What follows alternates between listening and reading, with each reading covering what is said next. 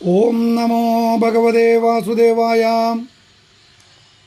ഭഗവാനെ സ്നേഹിക്കാൻ പ്രായമോ അറിവോ പണമോ ഒന്നും തടസ്സമല്ല. ഹൃദയം കൊണ്ട് ഈശ്വരനെ തൊഴാൻ 9 വഴികളാണ് ശ്രീമദ് ഭാഗവതം നമുക്ക് കാട്ടിത്തരുന്നത്. ശ്രവണം കീർത്തനം വിഷ്ണു, സ്മരണം പാദസേവനം, അർച്ചനം വന്ദനം ദാസ്യം, സഖ്യമാത്മനിവേദനം. പ്രഹ്ലാദകുമാരൻ തൻ്റെ പിതാവായ ഹിരണ്യകശിപുവിനോട് പറയുന്ന ഈ നവതാഭക്തി ഓരോ ഭക്തൻ്റെയും ജീവിതത്തിലെ വഴികാട്ടിയാണ്. നമുക്ക് നോക്കാം ഇതിൽ ഏത് വഴിയാണ് നമ്മുടെ മനസ്സിന് ഏറ്റവും പ്രിയപ്പെട്ടതെന്ന്. ശ്രവണം, ഭഗവാന്റെ കഥകളും നാമങ്ങളും ഭക്തിയോടെ കേൾക്കുക. ഉദാഹരണം പരീക്ഷിത് മഹാരാജാവ്. കീർത്തനം, ഈശ്വരൻ്റെ നാമങ്ങൾ ഉറക്കെ ചൊല്ലുകയോ ഭജന പാടുകയോ ചെയ്യുക. ഉദാഹരണം നാരദ മഹർഷി.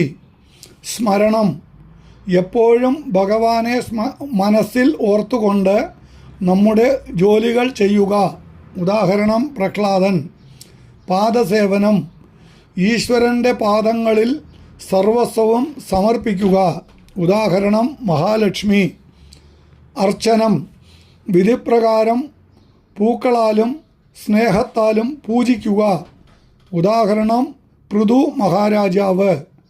വന്ദനം, അഹങ്കാരം വെടിഞ്ഞ് വിനയത്തോടെ ഭഗവാന് മുന്നിൽ പ്രണമിക്കുക. ഉദാഹരണം അക്രൂരൻ. ദാസ്യം, ഞാൻ ഭഗവാന്റെ ദാസനാണെന്ന ബോധ്യത്തോടെ സേവനം ചെയ്യുക. ഉദാഹരണം ഹനുമാൻ സ്വാമി. സഖ്യം, ഭഗവാനെ നമ്മുടെ ഏറ്റവും അടുത്ത സുഹൃത്തായി കാണുക. ഉദാഹരണം അർജുനൻ, കുചേലൻ. ആത്മനിവേദനം, ഞാനും എൻ്റേതും എല്ലാം അങ്ങയുടേതാണ് എന്ന് പൂർണ്ണമായി സമർപ്പിക്കുക. ഉദാഹരണം ബലി ചക്രവർത്തി. വിശ്വാസത്തിൻ്റെ ഈ 9 വഴികളിൽ ഏതെങ്കിലും ഒന്നിലൂടെ സഞ്ചരിച്ചാൽ മതി, ഭഗവാൻ നമ്മളെ തേടിയെത്തും. ഈ കലികാലത്തിൽ നാമജപവും ഭഗവത് ചിന്തയും ആണ് ഏറ്റവും ലളിതമായ മാർഗങ്ങൾ.